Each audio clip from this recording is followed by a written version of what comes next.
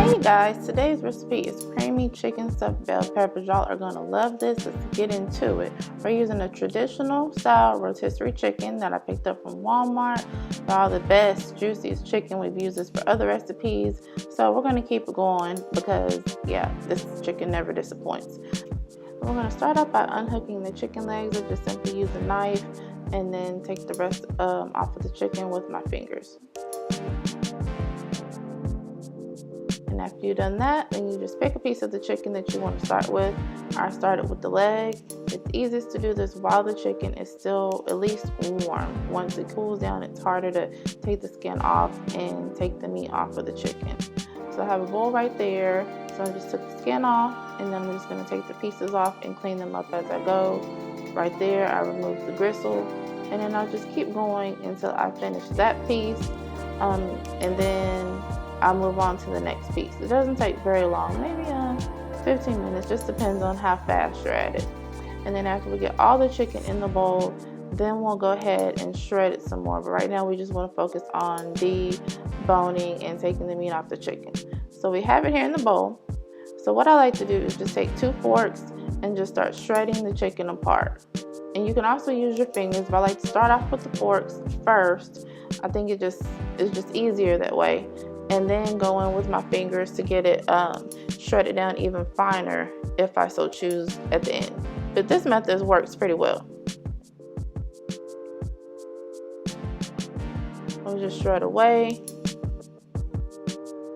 Alright, and once we're done with that, then we just set our chicken to the side until we finish preparing our other ingredients. There it is, ready to go. So the main things you need are bell peppers, onion, cream of mushroom soup, chicken broth, pimentos, cream of chicken, and then we're also going to use olive oil, and I'm going to make some rice to go with these peppers. One of those peppers also is for dicing. We're only going to use 4 peppers to stuff. So you start off by cutting the top off of the bell pepper. You can set the top to the side, and then you're just going to get your knife and make indentions in there along the core. Pop the core right out. See how easy it is. And then after that, you can just rinse it and it's ready to go. So what I like to do is put a little olive oil on my peppers. I don't know, just thing that I do. And also I like to season my bell peppers before putting them in the oven. I just think it helps during the cooking process. And a little extra seasoning never hurt. So there I'm in with some onion powder. You can just put so much, you don't have to get heavy with it. Alright, and then once you're done, you place your bell peppers in the pan. This is an old baking dish that I have. It's perfect fit for my bell peppers. I don't have to worry about them leaning over. So use a cake pan or a baking pan. You can also call this a cornbread pan, whatever you have. Alright, so we put a little olive oil in our skillet, and we're going to get ready to saute our onion and our bell pepper together. Here, of course, we're going to move it around, and then we're going to even it out so all the bell pepper and onion cook evenly. And we're going to let that saute until it starts to brown, and then we're going to add our additional ingredients. So we're going to start off with our cream of mushroom soup. We're going to use a whole can of this soup for this recipe. Alright, and I like to give it a mix after that. You can also turn your heat down a little bit so your onions aren't cooking too fast while you're still adding your mix, because you don't want them to burn. You just want them to be brown. And then we're going to add half a can of cream of chicken.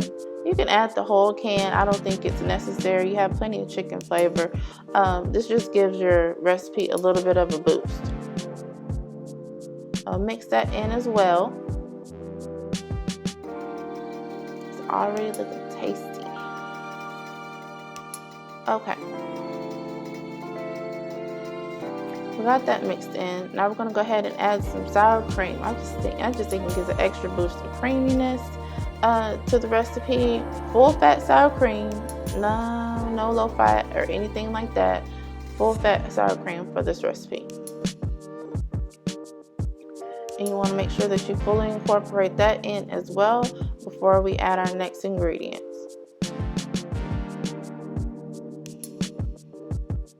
Alright, that's good right there. So we're going to go ahead and add in some chicken broth. I add this a little bit as I go. I add it here. I don't want to make sure it's like not too soupy before I add in my chicken. So I add it here, and let it mix in, and then we're going to go ahead and add the chicken. Alright, just throw it right in your pan. You want to use a pretty big size pan because you see we're adding everything right in here, and it fits fine in this large. You know, I use this pan for everything. I love it because it's just so versatile. And of course you want to mix again. So as you see, it's starting to thicken up since we're adding the chicken. So of course we're going to add some more chicken broth, but I'll show you all that here in a minute. But right now we just want to get all the chicken mixed together before we add anything else. Next we're going to add our pimentos and we're going to add our cheese. There we are.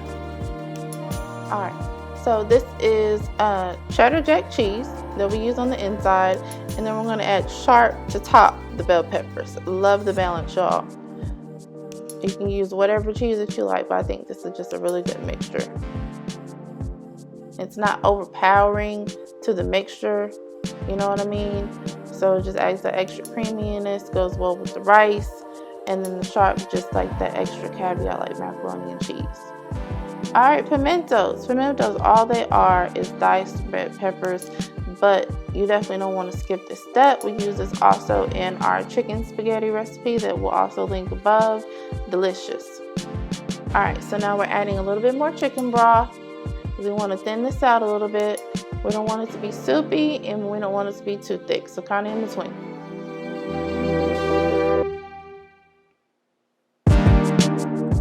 Alright, so let's get ready to fill our bell peppers.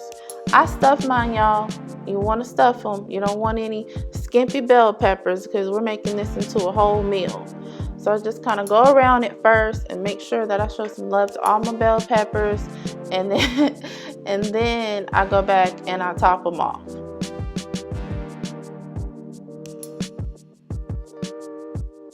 So these are pretty good sized bell peppers. When you're shopping for your bell peppers, you want to try your best to get them all the same size, or at least get bell peppers that are tall and wide, because depending on what size you have, you know what I mean, your bell pepper may not be big enough to fit most of your mix in there. So just keep that in mind when you're shopping for your bell peppers.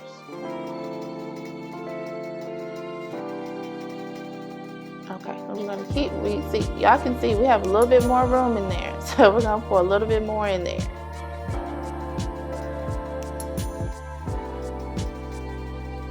All right, so let's add our shredded cheese. You just want to add so much, a couple of tablespoons or so, right on top.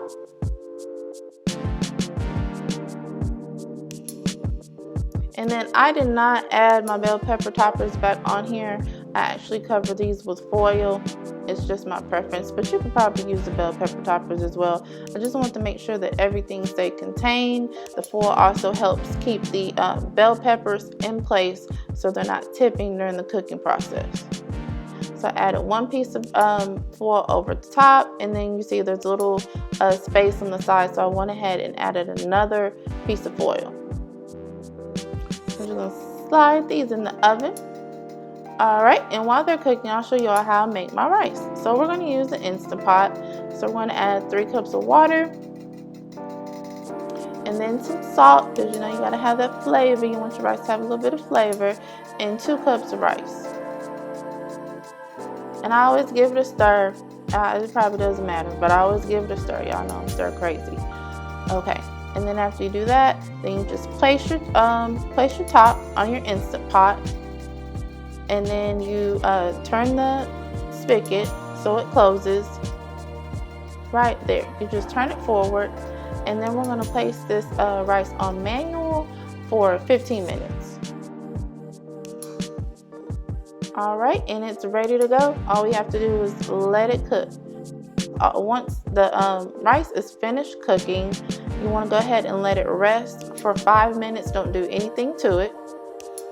And then after 5 minutes, you don't really have to release the steam because the steam will already have released back into the pot. You can go ahead and open it up. And look at that nice sticky rice, y'all. My favorite way to make rice, if you don't have an Instant Pot, you can also use a rice cooker or simply do it the old-fashioned way and make it on the stove. And right here, we're going to go ahead and turn off the keep warm button because we don't need our rice to cook any further. And I usually go ahead and take the rice out of the Instant Pot. So about at this point, we can go ahead and turn the broiler on for a few minutes. Make sure you watch it closely so we can get that nice caramelization on top, as you see here, like with macaroni and cheese. So there you have it, y'all. Simple creamy chicken stuffed bell peppers. We hope you all enjoyed this video. Please like it, share it, and subscribe to our channel if you haven't already, and we'll catch you next time.